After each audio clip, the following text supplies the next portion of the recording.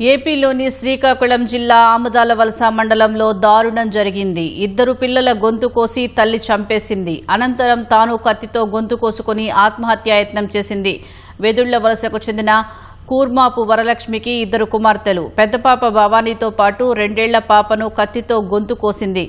తర్వాత తాను ఆత్మహత్యాయత్నం చేసింది. గమనించిన స్థానికులు 108లో ఆమెను శ్రీకాకుళం సర్వజన ఆసుపత్రికి తరలించారు.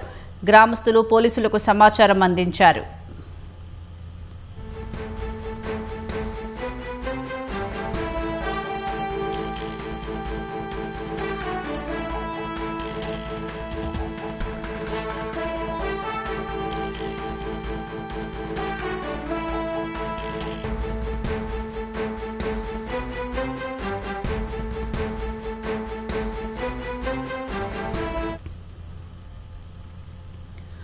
ఏపీలోని శ్రీకాకుళం జిల్లా ఆముదాలవలస మండలంలో దారుణం జరిగింది. ఇద్దరు పిల్లల గొంతు కోసి తల్లి చంపేసింది.